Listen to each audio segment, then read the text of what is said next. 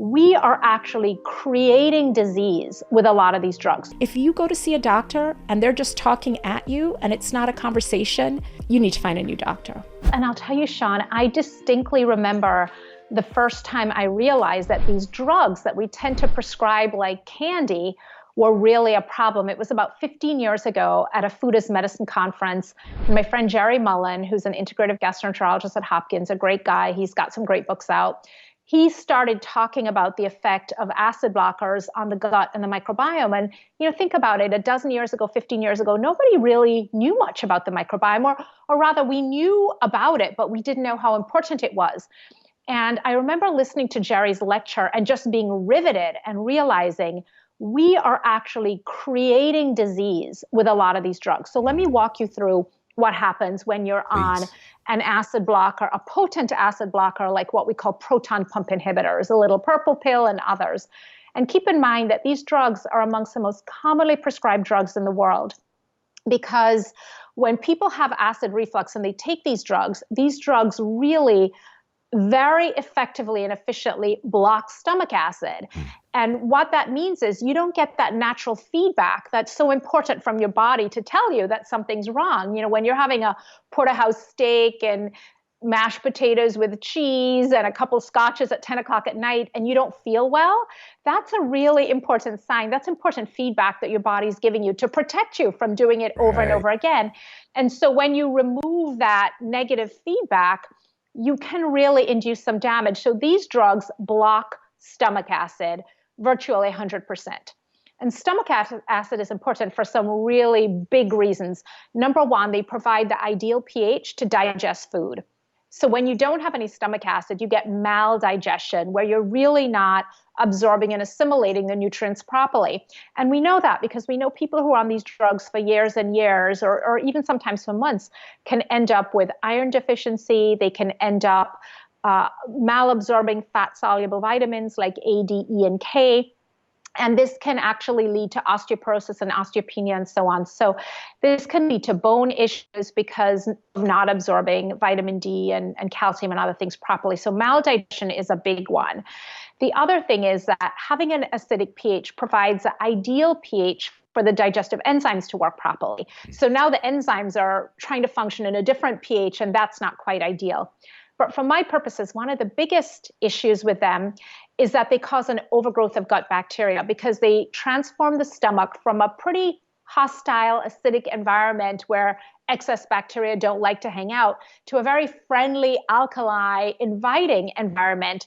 And now you have overgrowth of gut bacteria in the wrong part of the GI tract. Gut bacteria really, as we go from north to south, from the mouth all the way down, the amount of gut bacteria increases. So they should really be concentrated in the colon. But instead, you have increasing levels of gut bacteria in the stomach and the small intestine, and a form of dysbiosis called SIBO, small intestinal bacterial overgrowth. It's really an imbalance issue. So these drugs can really create this problem, or they can compound the problem in somebody who has other risk factors like taking antibiotics, being a picky eater, and so on. And I'm so glad, Shawn, when you talked about your story, you mentioned this sort of background of dysbiosis, because I see that so commonly. People might be struggling with thyroid issues or lactose intolerance or celiac disease or Crohn's, but there is a background of alterations in the gut bacteria and microbial sort of disarray, dysbiosis essentially. And so even if they remove the lactose or get rid of the gluten, sometimes they're still not better because they haven't dealt with the imbalance. So it's such an important point. So let's shift gears and let's talk about something that's a little bit more probably off the radar for people when it comes to bloating. Let's talk a little bit about how alcohol plays into this equation. This is a sad one. In the first book, Gut Bliss, I talked about sad gas as 6 of the things that can bloat you. And the sad part is soy, artificial sweeteners, and dairy. And the gas part was gluten, alcohol, and sugar. Or as some of my friends like to say, well, what else is there to eat besides gluten, alcohol, and sugar? But alcohol can be really problematic on a number of levels. It typically causes you to retain water. So in addition to causing bloating in the belly, it can make you puffy all over. And so that's one way that it can cause bloating. It also damages the liver in excessive amounts. And most people would be surprised to realize that excessive amounts for women equal 1 or more drink per day. So 7 or more drinks in a week. And for men, it's around 10 or 12. So alcohol really puts a sort of taxes the liver. And when you think about all the other drugs that people are often taking that are metabolized through the liver, whether that's a prescription drug or a supplement, that can really put sort of a toxic load on the liver. Right. And that can be a mechanism by which people get bloating also.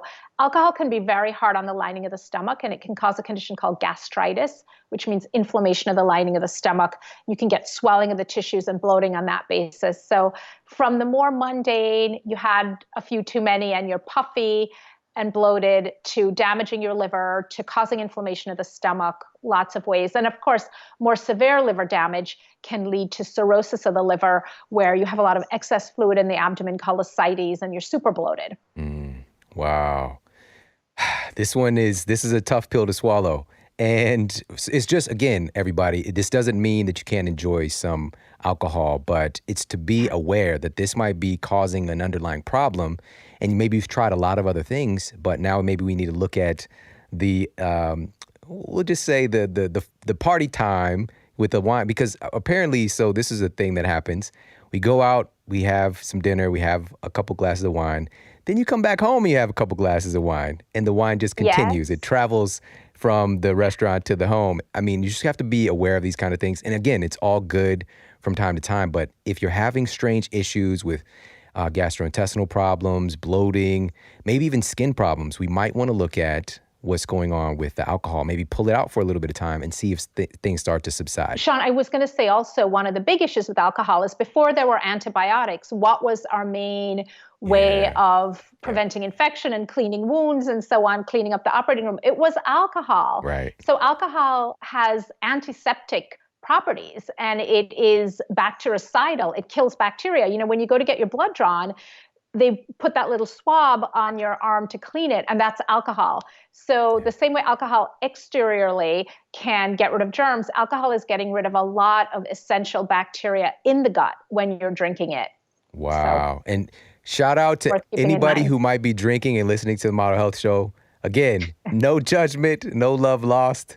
Again, there's some benefits, things like wine. There's studies about this, but again, you have to keep everything in perspective. Pay attention to your body and keep it moving. All right, so on that note of keeping it moving, you mentioned dairy earlier. So let's talk about specifically lactose intolerance. Bloating, I think for a lot of people, they can see that being connected, but let's talk about that. Dairy is really for baby cows when you think about it, right? Dairy is this ideal food that the mother cow produces to help nurse her baby cow to become a 1,000-pound, big, huge, grown-up cow. And lactose is a milk sugar. It's what it is. And it's why kids tend to really like it, because it's broken down into the bloodstream to something that is essentially a simple sugar. And it can create that effect that we all know that we get from sugar, sort of a sugar high when the dopamine receptors get triggered.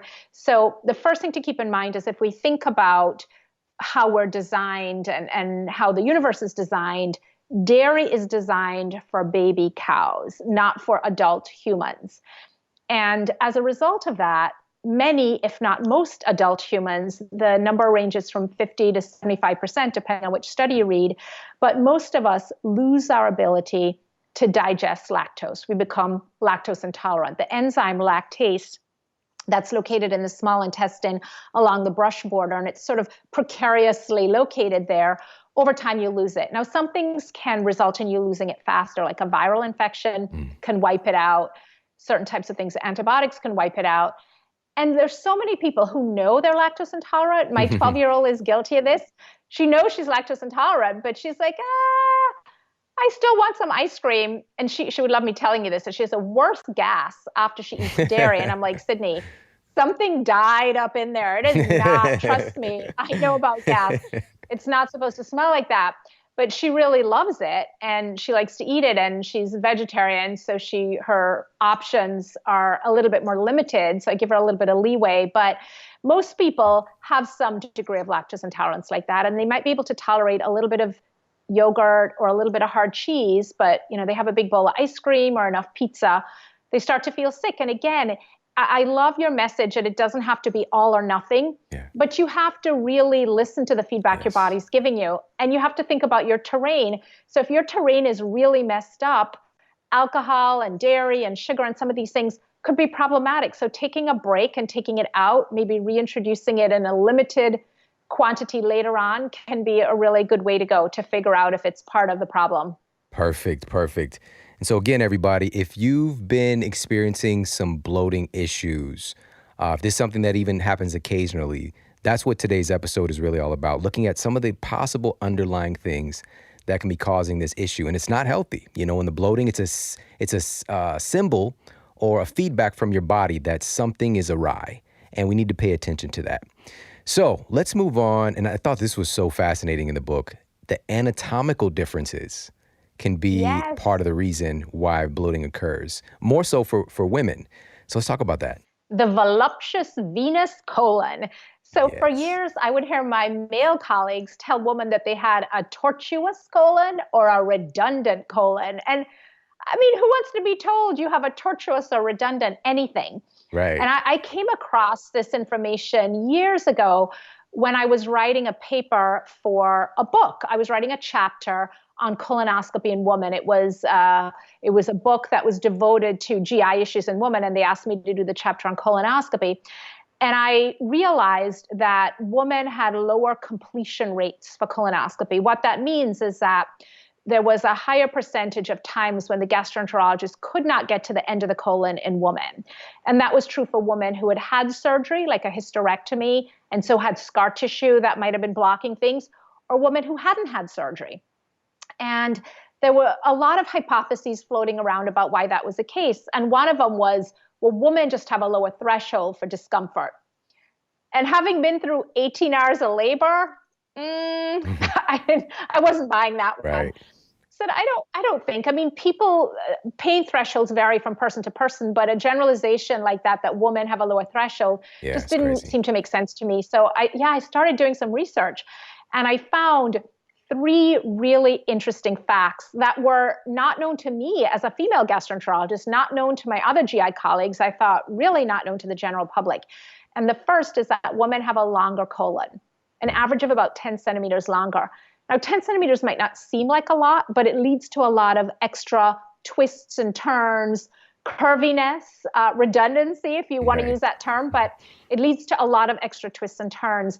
And so it makes colonoscopy in women more challenging. I mean, the truth is it takes me typically about twice as long to do a colonoscopy in a woman as it does in a man because of the configuration of the colon. And why do women have longer colons? We're not sure, but we think part of it might be so that they can absorb more water during childbearing to keep the amniotic fluid replenished. So the longer colon is one important factor. The second thing is that women have a wider, deeper pelvis, and again, to allow for childbearing. And with that wider, deeper pelvis, most of the colon lies deep in the pelvis in women. And what else is in the pelvis? We've got a lot of plumbing. We've got a bladder, a uterus, fallopian tubes, ovaries. And so the colon has to wrap around all these organs, and it's really crowded down there. And that's why in women, the first part of the colonoscopy, the sigmoid colon, which is low down in the pelvis, takes a really long time. Men, you guys just have a bladder and an itty bitty prostate, and that's it. So it's a quick, just, I compare it to a horseshoe in men versus a Six Flags roller coaster in women. Wow. And so that's a second reason, is a wider, deeper pelvis and the reproductive organs in women, everything competing for space.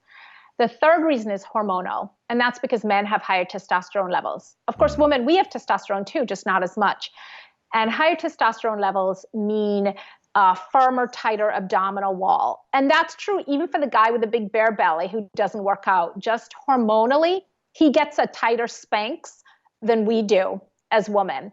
And so that tighter abdominal wall means that, again, it's a firmer Spanx to hold everything in and prevent things from bloating, as opposed to women who tend to have a more worn out Spanx because our abdominal wall is not as well developed.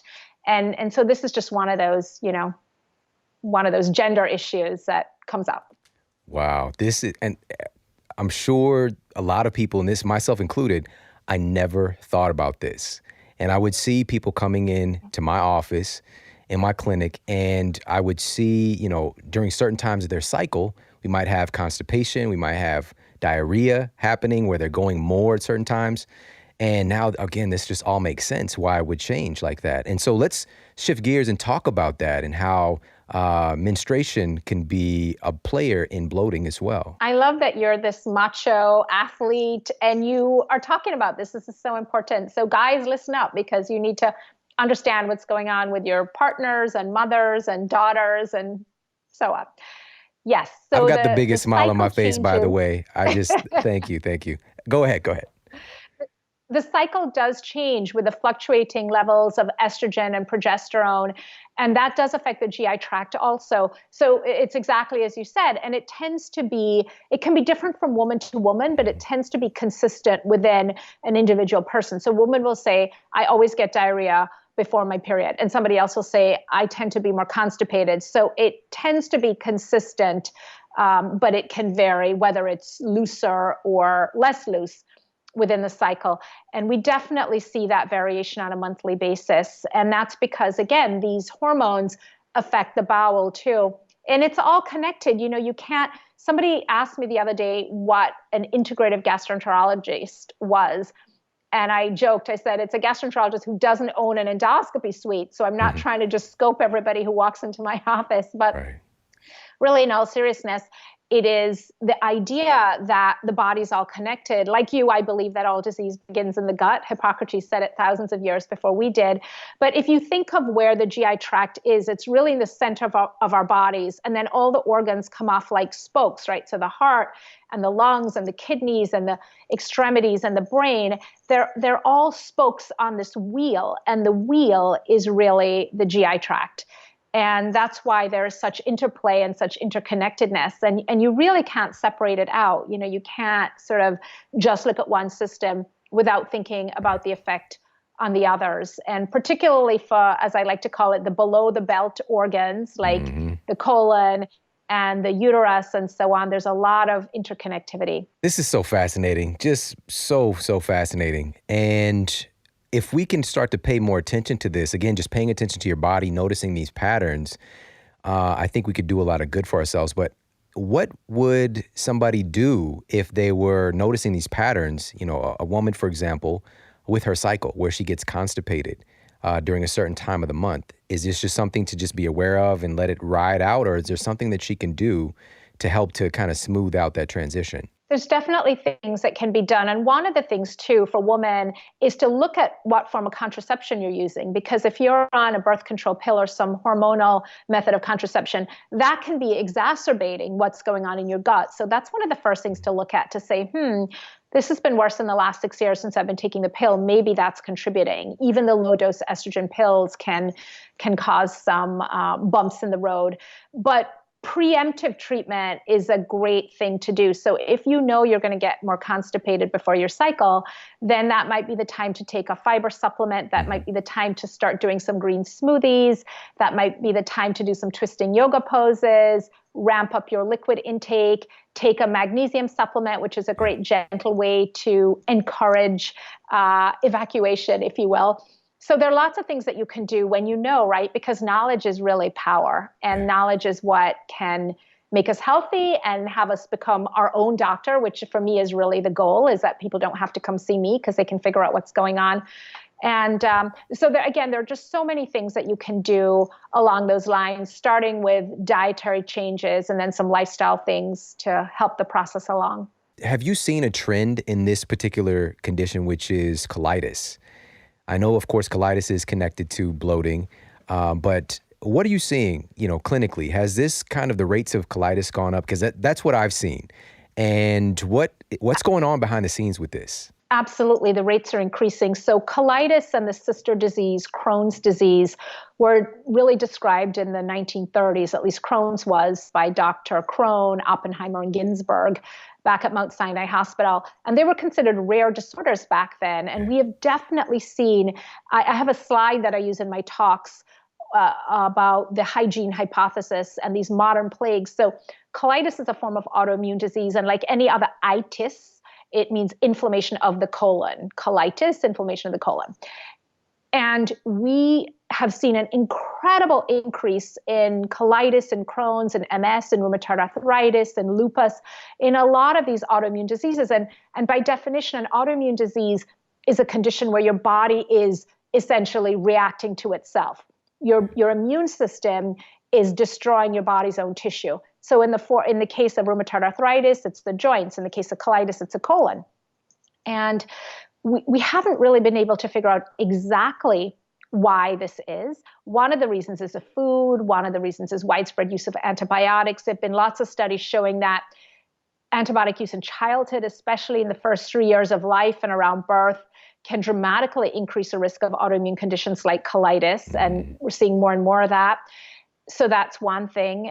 Again, the food is another thing, a more processed diet that is low in plant fiber, which is somewhat protective for the colon. But even beyond that, it seems like there are additional factors. And I give you an example of that. We're seeing more colitis, not just here in the US, but in the developing world. And we have our training program at Georgetown. We train a lot of international physicians, and we were training a physician from Saudi Arabia years ago when I first got to Georgetown about 20 years ago. And I would invite him to come to my colitis clinic. I had an inflammatory bowel disease clinic where I saw Crohn's and ulcerative colitis. And he said, well, you're fun to hang out with, but I'm going back to Saudi Arabia and we really don't have this there. And fast forward about 7 or 8 years later, I saw him at a meeting and he said, we now have a clinic devoted just to this at the hospital where I am in Saudi Arabia. So we're seeing really dramatic increases in colitis in the US, but also in the developing world, in Southeast Asia and Sub-Saharan Africa and the Caribbean. And it relates to this idea of the hygiene hypothesis, which I think everybody should know about. And the hygiene hypothesis came about as a result of a study that Dr. Strawn was doing in England. In the 1950s, they were seeing skyrocketing rates of autoimmune diseases, of things like hay fever and eczema in post-industrial London, and they couldn't figure out why. So he did a study looking at 17,000 kids from birth to adulthood. It's about a 25-year study. And he found two really unbelievable and completely unexpected things that form the basis of the hygiene hypothesis. The first is that kids from large families where there were a lot of siblings running around, making each other sick, they had low rates of these autoimmune diseases. So being exposed to a lot of germs early in life was actually a good thing. The second was that the richer kids from more affluent households who were bathing more, and these days, affluence does not equal better hygiene practices, but back then it did in 1950s London. And so the kids who were richer and were bathing more and cleaner, they had higher rates of these autoimmune diseases. So it actually was not a good thing to be too clean, hence my admonition for all of us to live dirtier lives. Yeah. And so this turned the whole idea of health and the relationship of germs to health on its head. And this idea that it was actually good to be exposed to germs early on, and it was not good to be too clean. So what we're seeing in the developing world is that as countries become more industrialized and they start doing things like widespread chlorination of the water, more use of antibiotics, more processed industrially produced food, and less exposure to these germs early on, is that we start seeing increasing rates of autoimmune diseases. So you're 100% right. We are seeing increasing rates of colitis, and it's more important than ever that we get this information out, and that people really, when you're diagnosed or your kid is diagnosed or your friend is diagnosed, a loved one, that you say to them, why? You ask that question. We're not good in medicine at asking why. We're good at saying what. So you have colitis, here's a prescription, come for your colonoscopy, we're done. Yeah. But you need to ask why, and you need to find that answer out. Was it antibiotics you were given? Is it something you're eating? It never occurred to me 20 years ago when I was doing my GI fellowship that colitis was something that could be treated through diet. I literally would have laughed in your face if you had told me that. And patients who came in talking about that, I would roll my eyes like, there's another crazy person talking about how they cured their colitis. The only thing we knew about was a pharmaceutical fix. And what is really sad, Shawn, is that 20 years later, it hasn't changed. I was sitting at the hospital the other day and I just finished a colonoscopy on one of my favorite patients. She's amazing. And her colon, she has ulcerative colitis. I diagnosed her 10 years ago in 2007. And I just finished her colonoscopy and it was normal and beautiful, healthy looking colon. Yeah. And one of the GI fellows was sitting next to me. And I said to him, take a look at her colonoscopy from 2007, pull up the pictures. And he did. And he was like, wow, fulminant colitis, it's really active. And the first thing he said to me, he said, well, what is she on? And I said, she's on diet. And I explained to him the diet that she followed. And he was like, but what immunomodulatory drugs is she taking? And he was so dumbfounded. And this is last week, Thursday, Shawn. This is not, 10 years ago. He was so dumbfounded by the idea that she had put her colitis into remission primarily through diet, that I took him back there to meet her. And she so generously sat with him for 10 or 15 minutes and answered his questions. And he was like, is it hard? And she's like, yeah, it's hard. And she has 3 kids. And, he asked her what was her motivation for doing it. Was it hard to follow? It was like magic to him.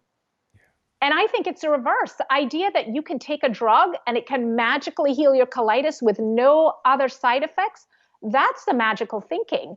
So these drugs, again, can be amazing and they can be life-saving, but they come with side effects of serious infection and cancer and all kinds of problems. So there are times to use those drugs, and I certainly have them in my armamentarium in my practice. I try to very infrequently write prescriptions for them. But the idea that you would choose a drug that could potentially kill you over trying to control this on your own, that's magical thinking. And that's really the information that I want to get out to people, is that you can actually control your health and what's going on in your body through the choices you make, through the thoughts that you think, the food you eat, the medications you take, through all the choices you make. And it's such an important message. Shawn, this study literally stopped me in my tracks. This was a study that came out in March that looked at frequent antibiotic use in women and noted a significant decrease in global cognitive decline. So they looked at over 14,000 women. These were female nurses over a period of several years. And they found that women who were taking antibiotics frequently, and when they added it all up, it was for about 2 months or more over a 4-year period, had a 7-point drop in cognitive decline globally. Now, what does a 7-point drop mean? It turns out that's equivalent to about 3 to 4 years of aging. It's incredible, right? And so many of us are dealing with issues of family histories of dementia and, concern about cognitive loss. And I don't think that the average person, I don't think the average physician, quite frankly, is aware of these kinds of statistics. And so one of the things that I'm most evangelical about, if you will, is getting people to understand this connection between the medications they take and the effects on their bodies and their brains. Nothing is free. Not even a prenatal vitamin is free. Everything has side effects. And we know that antibiotics are amongst the most overprescribed drugs in the world. The Center for Disease Control and Prevention estimates that somewhere around 30 to 50% of antibiotic use in the US is unnecessary. So, people always want to know. I gave a talk yesterday at a women's club and everybody wanted to know what probiotic. I said, draw the brakes for a minute. I don't want to talk to you about what probiotic. I want to talk to you about all those antibiotics you're taking that you probably don't need. And my patients, it's sort of a joke, but not really, where I say to my patients, if death is imminent, you have my blessing. Otherwise, here are some questions I want to ask your doctor who's doing the prescribing, starting with, is this antibiotic absolutely necessary? Is there an alternative? What would happen if I didn't take it? Could we wait? Am I even being treated for an infection? Or are you just giving me this antibiotic to prevent a possible infection? All these things. And I think, unfortunately, Shawn, we're at this point in the medical system where we can't just blindly follow advice. We have to ask these probing questions if we really want to, get to the right place. And we have to be really active advocates in our health and not just rely on the fact that, well, the doctor said, so this must be the way to go. Yeah. Here in the United States especially, you're like a unicorn if you haven't had several stints of antibiotic treatment, especially during childhood. Like, it's just one of those things that's automatic and frequent. And as you said, and I want to lean into this a little bit more, because so often it's getting prescribed for things that it's not even valid for. And I think that there might be, there is, of course, a placebo effect, for example, or things just run their course. But to prescribe antibiotics for viral infection, for example, like even when COVID landed on the scene, antibiotics were getting passed out. And there's some really sound data on this, that this thing was just getting, again, without any context. This is viral. What are we doing giving antibiotics for this condition?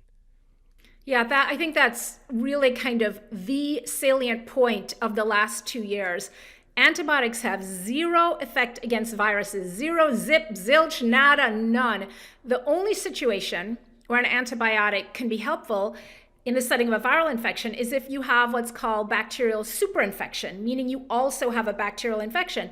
And get this, Shawn, this is the crazy part. Who is at most risk for bacterial superinfection? People who've been taking lots of antibiotics and don't have enough bacterial foot soldiers to fight the virus. So the irony is that all these antibiotics people are taking, and honestly, I see sophisticated, well-educated people, and when I tell them, you know that doxycycline your kid is taking for acne, or that Cipro you're taking for a sinus infection, do you know that that is dramatically increasing your risk of COVID? They look at me in utter surprise. And I think what it speaks to is really the power that the pharmaceutical industry has in terms of the marketing dollars. I mean, the money that is spent trying to convince people that these drugs are the answer and the only answer, and we've become so disconnected from our own bodies and our own strength, our own ability to fight these things. And I have to tell you, that's why I am really such a fan of your show, because it really, the goal, the mission is always to educate and empower people to say, you know what, you are actually in the driver's seat here. And that's so true when it comes to infection. And, you let me know when you're ready to drill down to that whole gut immune connection and how it works, because I think once people really understand the relationship, it becomes so clear. The path forward becomes so clear. Yeah, absolutely. And so we'll put also up these studies as we go stuff. If people are watching the video version as we go through things today, you could check out the studies. But one of them that I talked about, and this was over a year ago, was this huge meta-analysis looking at this phenomenon of something called polypharmacy dramatically increasing your risk of severe COVID. So polypharmacy is being on multiple medications. And they identified 3 specific types of medications that were tending to be the most pervasive and the most damaging. One of those was related to gut. So gut medications. So things that are acid blockers, for example, and antibiotics. Why on earth would these be increasing your risk for severe COVID? And one of the things they highlighted in the study was that COVID is at least in part an enteric infection, a gut-related infection, because we know there's a lot of ACE2 receptors happening. And also, of course, your immune system in and of itself is hanging out primarily in that gut environment. So super powerful stuff there. Yeah, you hit the nail on the head 3 times. Bam, bam, bam. The first is pointing out that COVID is in many ways a gut infection. In fact, we have about 100 times more ACE2 receptors in our intestines than we have in our lungs.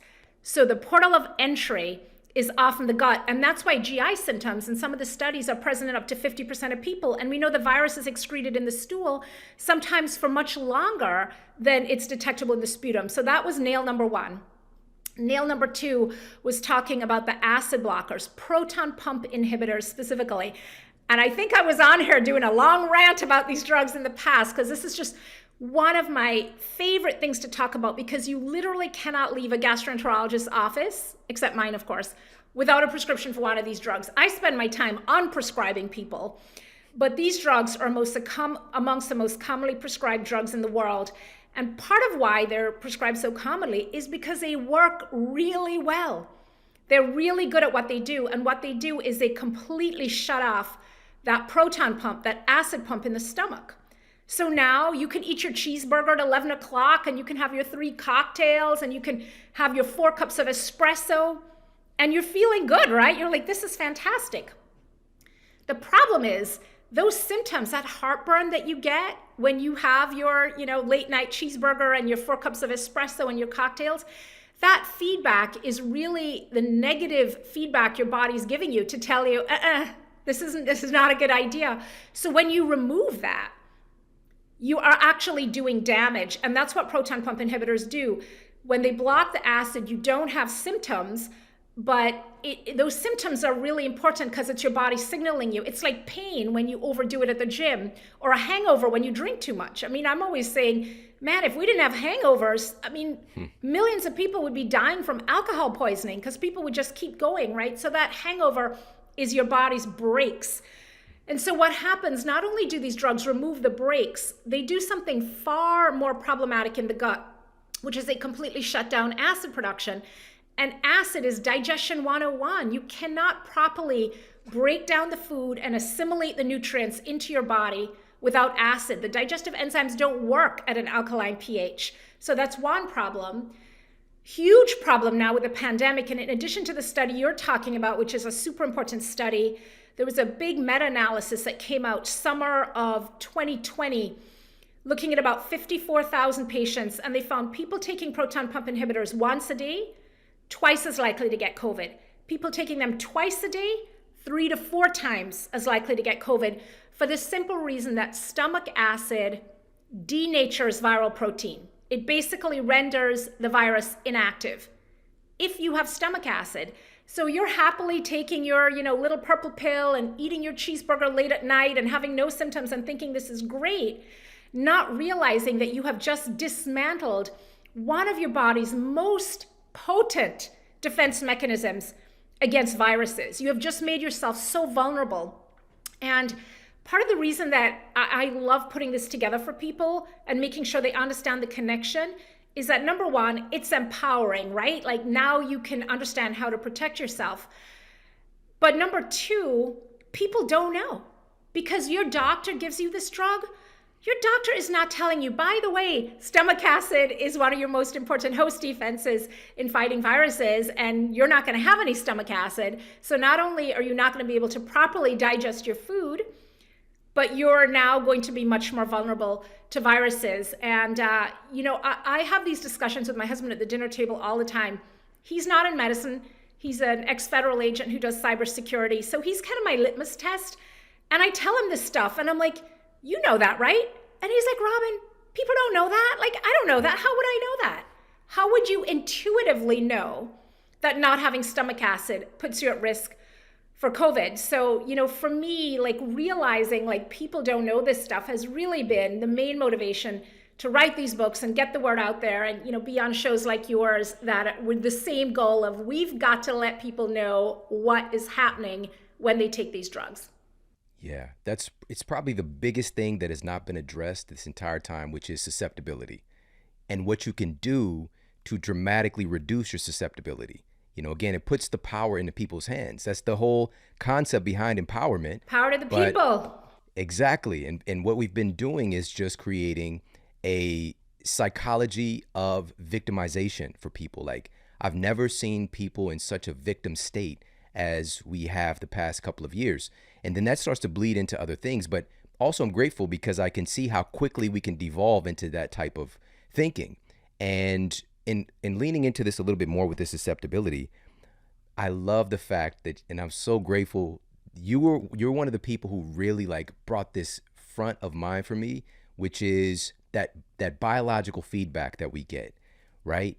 And so when we are invoking these behaviors, and for me, the thing that stands out the most was I had this rendezvous, I had this little intimate occasion where I would go and get this 7-Eleven nacho with chili and cheese, right? And so just psychologically, I didn't realize that it's probably not a good idea to be at this convenience store pumping your meat out of a pump, right? So you're pushing, right? Meat's coming out of this pump. Oh, the meat comes out of the pump, not the cheese? The meat, the cheese too. They were right next to each other, right? And so you get the nachos, you pump your meat out, you pump your cheese out. And so, but I would love the taste and how the chips get a little bit soggy. And so I would take this back to my apartment and have this, this love connection. But every time I would be in pain afterwards. You would feel it, yeah. Yes, and my body's telling me, don't eat this. Don't eat this. This is not for you. But what I would do is, because one time I called my mom, I was like, Mom, like I just had this 7-Eleven nacho. She was like, just drink a white soda.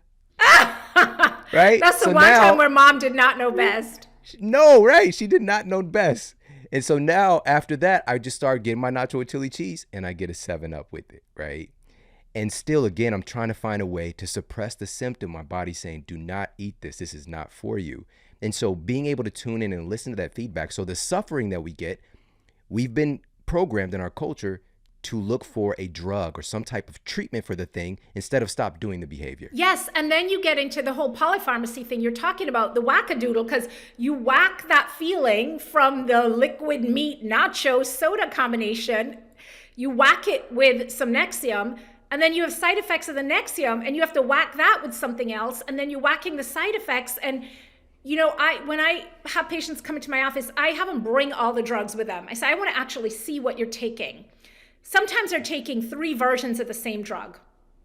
You know, they're taking Nexium, Acifex, and Prilosec. I'm like, this is all the same thing. One doctor gave them, another doctor. So they're taking multiple drugs. And then we get into, why are you taking this? Well, I'm taking this because when I started this, I wasn't sleeping. So then it's crazy. And I'm like, just stop taking the thing. But it's not our culture. Our culture is a pill for every ill.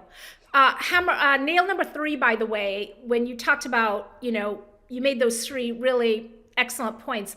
The third one was about the immune system and susceptibility. Why are we so susceptible? So when I ask people, why do you think that some people get exposed to COVID, never actually even get infected? Others are asymptomatic or have mild symptoms, and others tragically end up in the ICU or even dead. Why do you think that is? Is that random? And, you know, there's some obvious things, right? Some people have obesity, some people have a lot of heart and lung disease and all of these things. But even beyond that, there are additional risk factors, and sometimes these risk factors are hidden. Sometimes these risk factors are you don't have any stomach acid. Sometimes these risk factors are you're taking so many antibiotics, you barely have any helpful microbes left to fight the virus. And so you can't always tell from the outside. But really, one of the most compelling pieces of data was a study that came out last year that showed that looking at the composition of the gut microbiome, Shawn, is 92% accurate in predicting outcome from COVID. 92%. That's more accurate than age, comorbidities like obesity, hypertension, heart disease combined. It's more accurate than looking at inflammatory markers like C-reactive protein, looking at the microbiome, and specifically looking at levels of 2 bacteria. The first is a bacteria called Enterococcus faecalis, which is, I hate to characterize bacteria as good or bad, but this isn't a particularly great one to have high levels of, because high levels are associated with poor outcome. This is a bacteria that can cross that gut lining, enter the bloodstream, wreak havoc, and it can allow COVID to do that. And the second bacteria is called Faecalibacterium prausnitzii, F. prausnitzii. It's my favorite bacteria of all time because it protects you against so many things, against heart disease, against stroke, against colon cancer. And it turns out it protects you against COVID. So people with high levels of F. prausnitzii, the good guy, good gal, have much better outcomes with COVID. So again, this is not random. This is not luck. Sometimes it is, but rarely. You know, we can follow those breadcrumbs back. But here's the thing again, you can't just go borrow some of your friends' F. prausnitzii or take the supplement for the short-chain fatty acids, those important metabolites of microbes that the F. prausnitzii is producing that's keeping your immune system nice and Goldilocks, you know, just right. You have to actually eat the food that the F. prausnitzii needs to thrive and to grow and to have a healthy population. And so, you know, people spend so much time trying to figure out, how do I hack this? How do I get a supplement or borrow some stool, or, you know, just eat the food. Just eat a little more fiber. It will make a tremendous difference. Shawn, you know, even in medical school, which for me was a long time ago, I don't think I fully appreciated the relationship between the gut and the immune system. So let's just start with physically. Where is the immune system located? 70 to 80% of it is physically located in our GI tract. So it is, you know, you have the gut lining, that thin membrane with little holes in it to allow nutrients in and waste matter out. And on one side of the gut lining, in the gut lumen, you have the trillions of bacteria. And on the other side, separated by a membrane that is literally razor thin, you have all the immune cells.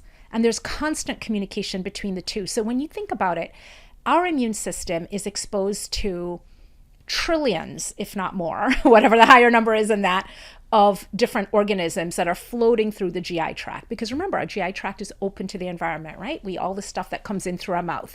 And so there are all these microbes, potential toxins, food particles floating around in the gut. And the immune system has to decide which of these things are potentially a threat versus which is just harmless stuff that's coming in. And how is it they decipher that? It's the gut microbes that direct them to say, okay, this is something you need to react to. This is something you can relax, or this is actually helping. So think of the gut microbes as like air traffic control for the immune system. And so that interaction, that hand and glove relationship is critical for how our immune system functions. Wow. So there's this, really, it's a very intelligent system based on our choices, based on the health of this system, of how well it's going to be able to do its job. And so I would imagine that if there's some derangement happening, to be able to assess what a threat is and to properly respond, it's going to be hampered. Absolutely. So if you can even sort of physically think about what that looks like, right? So you have this thin membrane, immune cells on one side, microbes on the other. Think about what happens if there's damage to the gut lining, if those little holes become big. And so things are coming through now, that communication is disrupted. Or think about what happens if the gut microbes, you don't have a full complement, or there's imbalance. And I give you an example of that. There's a bacterial species called Bacteroidetes. And Bacteroidetes is one of the gut bacteria that's very important in triggering the immune cells to release cytokines and to sort of start this process, this immune cascade that leads to destroying a pathogen, making antibodies, etc. And so Bacteroidetes, when they sense certain viral threats, they're in the lining of the intestinal wall right there up against the wall next to the immune cells, and they trigger the release of something called interferons. And interferons are called interferons because they interfere with viruses, etc. So the Bacteroidetes triggers the release of these interferons, and then that starts this immune cascade. So if your population of Bacteroidetes is disrupted, if you don't have enough, if you killed them all off with antibiotics, if you haven't been cultivating a healthy gut bacteria, a healthy microbiome through what you eat, that signaling can't happen. And that immune response may not get triggered. So it is both a sort of physiological process, but it's also an anatomical, physical process that's happening right there in your gut.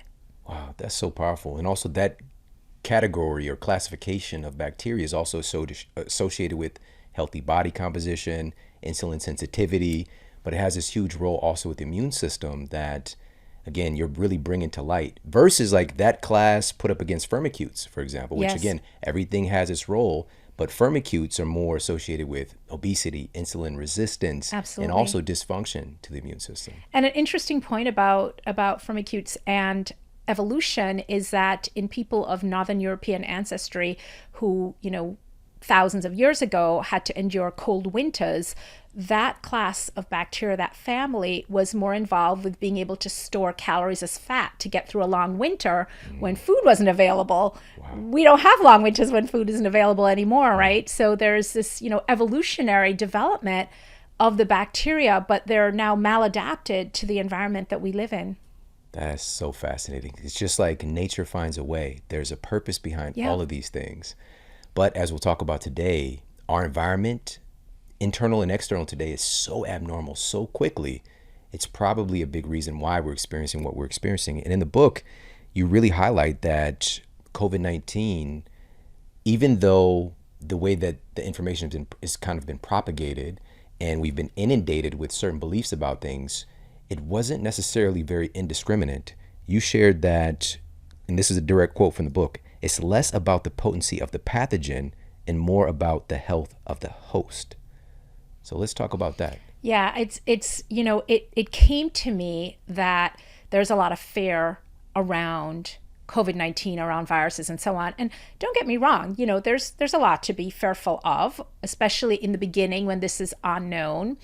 But what I want to remind people is that for every condition, for every disease or illness, for cancer, for heart disease, for bacterial infection, for viral illness, the health of the host matters. Yeah. And it matters greatly. If you are an 80-year-old who's a smoker, hypertensive, diabetic, sedentary, overweight, and you get a heart attack, you're going to have a very different outcome from somebody who's 25 and healthy and exercises and is in great health, right? So for every condition we're talking about, the health of the host, what we call our terrain, what does our soil look like? So I like the soil seed comparison when we think about terrain theory. Pasteur's germ theory says that an organism, a germ, a pathogen, gets into our body and makes us sick. And that's true. SARS-CoV-2 can get into our body and make us sick. But terrain theory, which was championed by another Frenchman, Antoine Béchamp, terrain theory says that if our soil is healthy, that seed can pass through our system, may make us a little bit sick, but we'll recover. We're not going to have the same bad outcome. And we have some fascinating data that really validates terrain theory. So if you look at one of the landmark studies that was done during this pandemic, it was done looking at microbial analysis as a predictor of outcome. And they found that the health, and not just the health, but the particular representation of certain organisms in the microbiome, which was a marker for health, could predict outcome with 92% accuracy, Shawn. That's way more accurate than looking at comorbidities like heart disease, lung disease, whether you're a smoker, etc., combined. Yeah. Even when you throw in inflammatory markers in the blood, like C-reactive protein, etc., you still don't get close to 92%. And what they found was, again, high levels of a bacteria, Faecalibacterium prosnitziae, which is a bacteria that is associated with eating a lot of plant fiber, was protective. And people who had low levels of Faecalibacterium prosnitziae were more likely to have respiratory failure, be on a ventilator, be in the ICU, and even die. And conversely, they found high levels of a bacteria called Enterococcus faecalis, a bacteria that we know can penetrate the gut lining, get into the bloodstream, cause problems.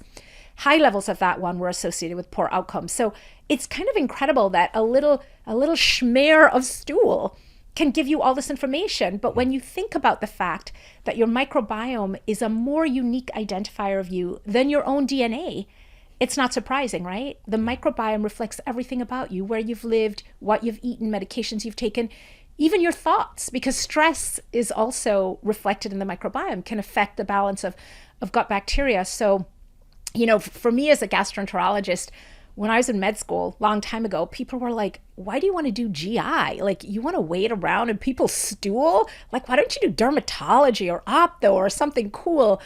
And I'll tell you, the gut is having a moment, right? So now I'm like, here's why I wanted to be a gastroenterologist. Like, the stool that you think about as gross and waste matter is a treasure trove of information about us, about our risk for illness, about what's going on with our bodies. Wow, you were super ahead of the curve, you know.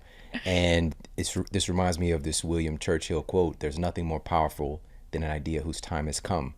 And like you said, the gut is really having a moment right now. And you mentioned 92% accuracy, being able to check what's going on with your microbiome, 92% accuracy in being able to assess your outcomes via a COVID infection. So it's just like, this biomarker is so remarkable at telling how your body's going to react to this virus and probably any other thing we're going to be exposed to. Absolutely. And, you know, it's not an accident that some people have high levels of Faecalibacterium prosnitziae and other people have low. That's directly related to diet. So you can't, unfortunately, just go borrow some Faecalibacterium prosnitziae from your plant-eating friend or from the health food store. You've got to cultivate that. But the beautiful thing about this, Shawn, and the optimistic message, and the reason why I'm so excited to bring this information to people, is that you can actually change your microbiome, and you could do it pretty quickly. I mean, you can't, change it overnight, but you can make little consistent changes to how you live, how you eat, even how you think, how you sleep, all of these things that can make you healthier and more resilient. Yeah, it's just start the process. Start today. The best time was probably to start last year, but the second best time is now. Another quote from your book, you said, quote, "Susceptibility and poor outcomes are almost always predictable and preventable, or at least reducible," right? So this stuff isn't just random. right? And being able to really assess our susceptibility and also our potential resilience under these conditions is really important. And with that said, this leads to another part that you mentioned. Counseling and strategizing about that risk and how to reduce it are much more effective than any drug or medical intervention, because medications are critically important for those who need them, but for the majority of us, our body's own ability to resist, heal, and recover from viruses is vastly superior. And I want to unpack that a little bit, because I want to make sure people understand we're not blaming, and I certainly am not blaming anybody for a poor outcome. Anybody who gets sick from this viral illness is a tragedy, and certainly people who have died or who are still suffering with post-viral symptoms, that is a tragedy. But you can acknowledge that and also at the same time point out that there are risk factors that we know about. Yeah. And we don't just know about them because we have sort of pulled it out. We know about them because there is really reliable data behind it. So if you look, for example, at having obesity, we know that is a significant risk factor that is associated with a much higher likelihood of doing poorly. And when you think about it, there's some very clear reasons. Somebody who has obesity, particularly if they have a lot of central obesity, it's harder for the lungs to expand. So having obesity interferes with mechanical ventilation of the lungs. And this isn't just true for COVID. This is true for pneumonia, for any respiratory illness. There are going to be worse outcomes. And when you can't inflate and deflate your lungs properly, what happens is that bacteria can pool in some of these spaces in the lungs, and you're at high risk for bacterial superinfection. So now you have a bacterial pneumonia on top of a viral illness. We know that in people who have obesity, they have factors floating around in the blood, pro-inflammatory factors like clotting factors that can make you more likely to clot and have problems there. We know that adipose tissue itself is immunologically active and is producing sometimes extra cytokines that are leading to an overblown immune response. You're overshooting the mark and you're ending up with cytokine storm and acute respiratory distress syndrome, etc. So we know that there are these medical factors associated with being obese, with having obesity. And it's critically important that we provide people with meaningful tools from a public health, from a policy point of view, to help people. And we have to look at this as a collective problem. Somebody being obese is not just their problem, like, sucks to be you, too bad. If you think about viral shedding, we know that in the setting of obesity, viral shedding can be prolonged by as much as 42% longer. And so what that means is that somebody who has obesity can be shedding a virus longer. There's more opportunity for transmissibility, and there's more opportunity for viral transformation to potentially a more virulent form of the virus. So this is a collective problem, right? We are only as healthy as our least healthy citizen. And so I think we've seen an incredible spirit of generosity and graciousness with this pandemic, with people coming together, helping their neighbors and so on. But I think we really need to take a different approach to obesity in our society, and we need to look at it as it's a problem for our society, not for the individual person only. And what can we do to help our brothers and sisters who are struggling? Because it's hard, right? It's very hard, especially if this is something that you've been dealing with from a young age. It's hard to lose weight. And how can we have more resources for people in terms of access to healthy food, access to spaces for leisure, etc. And it's particularly important in certain communities. If you look at our African American community, we have extraordinarily high rates. And it's not surprising that those rates are also tied to economic disadvantages, etc.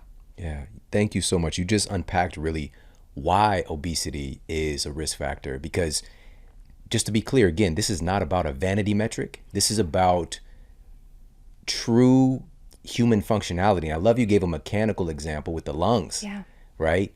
But also you gave that kind of internal, the word inflammation it's also having a moment right now, and talking about how fat cells themselves are kind of sending out a false distress signal when they're under stress because of the contents that they're forced to carry on. And it's putting the body into a pro-inflamed state, and then a pro-inflammatory virus exposure comes along. What do you think is going to happen? Boom. We talked about this. I think I sent you the study early on, but it's one of our conversations over the last couple of years. But the CDC did a huge meta-analysis over 800 U.S. hospitals, over 540,000 COVID-19 patients, huge set of data the number one risk factor for death in their assessment was obesity. Yes. The number one risk factor. And it stood particularly in out. people under 65, it's way more likely. I mean, the number, I believe, from one of the large studies was 113% more likely to be hospitalized, 70-something, maybe 76% more likely to be ventilated, and a very high number more likely to die also. And again, this is something we can do something about. By the way, I love how we exchange these articles and we geek out, and I'm like, nobody else is really interested in this, but Shawn and I are like exchanging these texts and like, can you believe that? Look at this. Yeah, thank you. I appreciate Of course. that. And we're doing things to, again, get to, I'm so grateful actually for this experience in a way, because, and it takes some time to process things, of course, but it's giving us an opportunity to really look at our state as a society. I think that especially when we're working towards health and wellness, we can get into our own little bubbles, and we can overlook that so much has been going wrong in the last few decades. The rate of obesity, as we talked about before the show got started, in children has tripled since the 1980s. Something is severely wrong here, and we can start to let things linger a bit when right now something like COVID-19 brings about a sense of urgency to make some changes. Because again, this is the number one risk factor, but we did the thing we tend to do, which is we got to find a drug to try to fix this. And again, just look at the outcomes from that whole thing. And, you know, we can try to frame things in a way that, oh, this is successful. But at the end of the day, our constant desire to drug our way into and out of things has led to a situation where, you know, and this is just, it is what it is, a $4 trillion healthcare system with pharmaceutical companies making hundreds of billions of dollars, and yet we're the sickest society in human history. Something is not matching up here. And we're much sicker than countries that spend a lot less money. Less, right. And here's the thing. I'm a conventionally trained doctor. I have an integrative approach. I am all for judicious use of medication. I am delighted, personally and professionally, that we have ventilators and monoclonal antibodies and all sorts of things for people who need them. But wouldn't it be so much better if we didn't need them? Yes, if we were healthier and we didn't need them? And the outcome is different, right? These things can save lives for sure. But again, a healthier host means that you're much less likely to need these things. Let's talk about another one of these host defenses. So we talked about stomach acid, so important.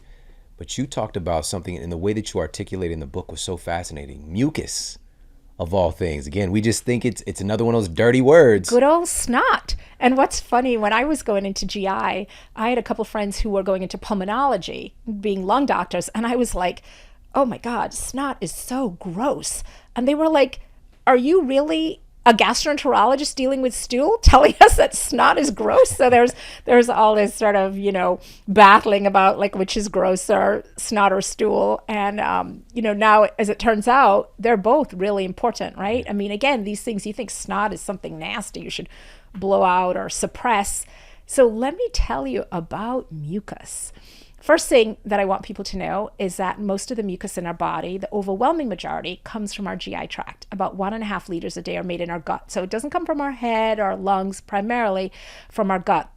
And one of the main functions is a lubricant, right? So the mucus lines the gut so that as the products of digestion move through, it can have nice smooth transit. It also provides a sort of sticky lubricant matrix that lines things and that provides kind of a buffer for things like viruses and toxins to reach that inner lining, right? They have to wade through this gel. So mucus is like this cross between jello and glue, and it is a sticky matrix that traps pollutants and allergens and pathogens. So it can trap pollen and things in smoke, but also viruses. So the mucus ensnares the virus in the sticky matrix, and then the cilia in the lungs work to, you know, move it up and out, and then you either spit it out or you swallow it. And if you swallow it, that's fine, because then your stomach acid's going to do its thing and denature it. So not only is mucus physically trapping the virus, but mucus also has proteins in it called mucins. And these mucins have enzymes that can degrade viruses and again, render them inactive. So it's a double whammy, right? It physically traps it, and then the enzymes work on it. It's like a spider web and degrade it. So if you have good quality mucus, if you stay hydrated. Let me take a sip in honor of the mucus. You stay hydrated, you have nice healthy mucus. You don't smoke, you get some fresh air, you eat a healthy diet, all these different things. You have good quality mucus, and your mucus is able to work for you. If you're a smoker, you don't hydrate well, the quality of the air isn't so good where you are. Unfortunately, that's not one that people can necessarily do something about, but there are other things that you can. That can really make a difference. But the biggest issue is, again, people sabotaging this by taking a cough suppressant. And so, if you have extra mucus, runny nose, etc., when you have a cold, it's because your body is fighting something. It is producing that extra mucus to try and trap that. That's why with allergies too, with the pollen, your nose will run because you're producing more mucus to trap the pollen, to get rid of it, to clear it from your body. But what do people do? They don't understand that. And so they take a cough suppressant, they take an antihistamine, they take something to dry out the mucus, and now they are left defenseless in terms of that particular important defense. So the American Academy of Pediatrics does not recommend, they recommend explicitly against using cough suppressants in kids when they have respiratory illnesses, but that should apply to adults also, right? And older Most people children. don't know that. Is that, and then people say, well, what am I supposed to do? Well, I have 10 things for you to do in the book that you can do to help with symptoms. Because the goal isn't just suffer, right? Where I come from in Jamaica, we always say a little sufferation is good. But, the goal isn't like just suck it up. There's nothing you can do. There's a lot you can do, but you want to do things without sabotaging this major innate host defense, right? And let the mucus flow. And what's fascinating, Shawn, and it's fascinating when we think about what's going on with the opioid epidemic, is that if you look back at the 1800s, like in 1843, Mrs. Winslow's soothing syrup and Bayer's first cough suppressant, Bayer's product had heroin in it. Mrs. Winslow's soothing syrup had morphine in it. So these were great at getting kids to stop coughing, but sometimes the kids never woke up. I mean, these things from over 100 years ago had narcotics in them. Yeah. And some of these things continued to have narcotics in them until really, the early 70s. So, beyond the issue of it's going to suppress your mucus and you're not going to be able to trap and expel the virus, you have to think about like what else is in this stuff and what is it potentially doing to us? It's still happening today. People are buying cough syrup for the purpose of finding a high, the psychoactive components to it. It's so crazy because, again, morphine, heroin, packaged up in different ways today, the opioid epidemic, which on that list from BMC Medicine of those 3 most identified prescription medications that are leading to poor outcomes from COVID, number 1 was antipsychotics, number 2 was proton-pump inhibitors, number 3 was opioids. So we're still doing a lot of the same. It's just packaged up differently. And this getting back to, I love the fact that you mentioned, even when we have a cough, it is your body's intelligence. It's working towards an adaptation from that exposure. And this is something that makes us human and makes us more resilient as time has gone on, but we forget that. And you even mentioned in the book, this is something that we talked about earlier on, the human genome, mapping that out, we find that upwards of 10%, 8 to 10% of the human genome itself is viral.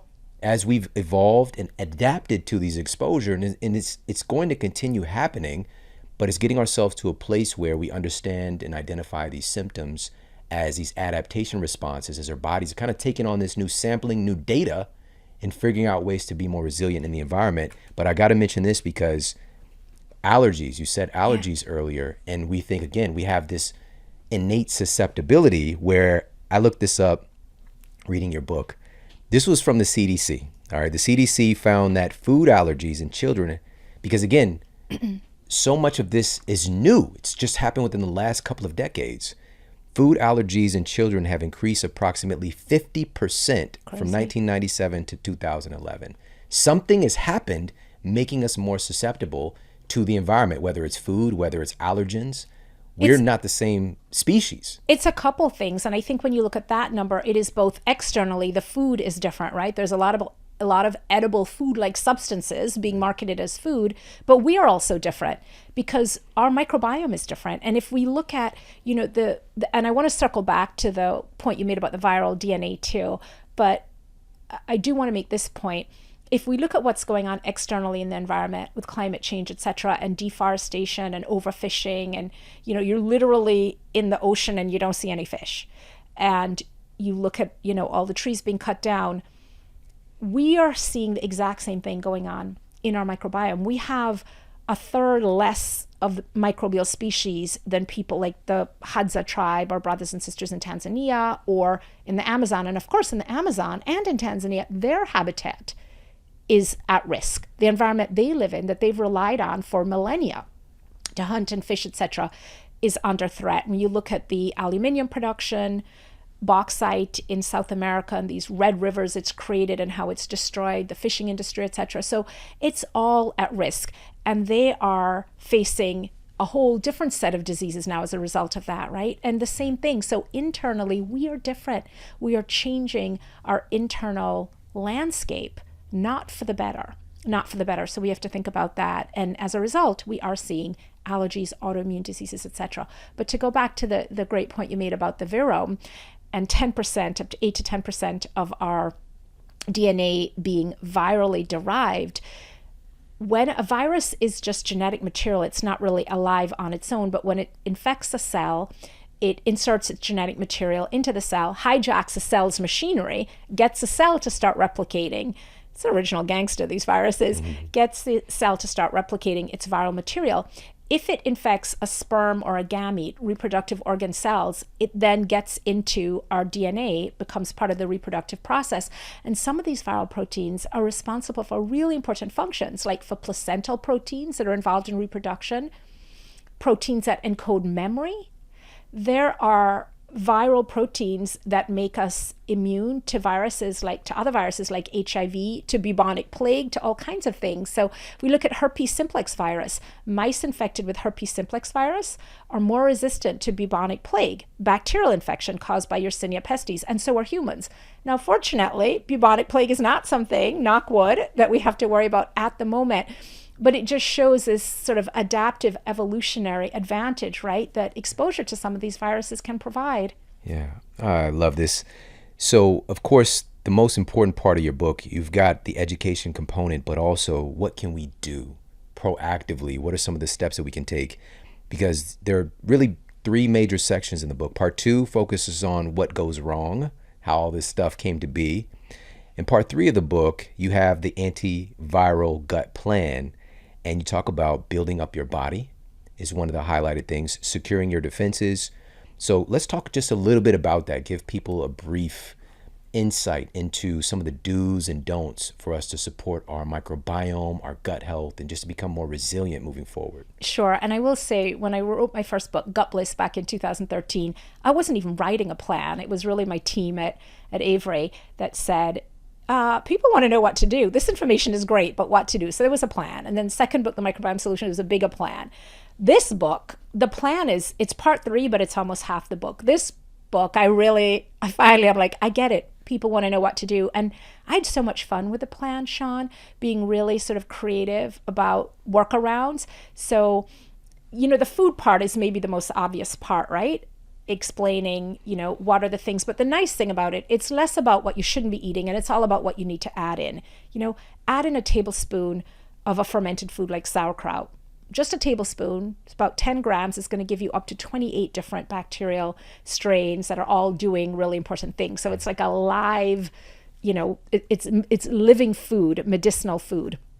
So the food one is maybe the most obvious. But if you think about like the sleep one, and of course you're the sleep master, right? I mean, if you really want to know how to sleep well, but I did make the connection for people between sleep and the gut, because as you know, Shawn, serotonin, the feel-good hormone, is made primarily in the gut, and serotonin is a precursor hormone to melatonin that you need to sleep. So there is this, incredible connection between what's going on in the gut and sleep and the neurotransmitters through the gut-brain axis, etc. So I had a lot of fun coming up with, okay, here are some things that you can do. And, you'll see that melatonin is in there. I talk about it, but it's way down towards the bottom of the list, right? It's divided into different sections about your environment and, habits, etc. And then, at the bottom, okay, here's some sort of medical supplement type things. Environmental things, open air factor, that's something that people don't talk about. This is something we know from back 100 years ago with the Spanish flu epidemic. Ironically, with military personnel, the officers were often given a bed inside the hospital to recuperate, and the enlisted men were put on little cots outside. Like, you don't rate, you're just an enlisted guy, you're just going to be on a cot outside. Well, there was a huge difference in the mortality rate. The people recuperating inside had up to a 40% mortality rate in some instances, and outside 13%. And the reason for that was what is called an open air factor, OAF, which is defined as a germicidal constituent in open air. This is different from sunlight and vitamin D that can be toxic to viruses and some other pathogens. So there are tips in there for, okay, even if you can't get outside and, do some forest bathing and walk in the woods, you can literally open your car window, bringing some outdoor air in. That can make a difference. You can poke your head out the window, sit on the roof, step outside on a balcony, that kind of thing. Exposure to soil microbes, literally putting your hand in some dirt, profound impact on what's going on with your microbiome. So some of these environmental things are really important also. So it is, as you said, it's divided up into sort of building up the body and also giving people really detailed information. For example, if you're on a proton pump inhibitor, here's a schedule for how to taper off, and here's some tips to help you. Now, of course, people need to do that in conjunction with their healthcare provider, right? But really step-by-step detailed information. The medication section is the one that I'm really the proudest of, because I tell people these are the medications that are problematic, but I don't just say, don't take these medications. I say, here's what you should ask your doctor about what you could take instead, including alternate day dosages, different form of this medication that will still be anti-inflammatory but isn't going to be as toxic to your gut microbes, and then here are possible substitutions. So I give people literally a checklist with detailed information that they can take into their doctor's office and say, well, I'm on this, what about that? And I do that for all the different medications because, again, and I was wary about it because I'm like, I don't want to be giving really prescriptive advice to people. I'm not their doctor. But I realized people need the information to have that conversation with their doctor, right? And so I wanted to make that really easy for people in the book, or what are the different things that you could do instead. And it's amazing how much of the time, because I do this with my patients, they may be being prescribed something, maybe their rheumatologist has them on a high dose of ibuprofen or something for joint pain, and I'll say, this is what I want you to ask them. And they go and ask them, and the doctor's like, oh yeah, sure. And then they come back mad to me saying, why didn't they do that in the first place? And I'm like, I don't know, but they're doing it now. So, I want people to have that dialogue. It shouldn't be a monologue. If you go to see a doctor and they're just talking at you and it's not a conversation, and you're really not able to exchange ideas and information with them and get their opinion and feedback, you need to find a new doctor. Hey, if you like this video, make sure to check out this video right here. About a quarter of the UK population have this parasite called blastocystis. And it turns out it's associated with good health. And if you've got this parasite, you have less internal fat, you have less obesity,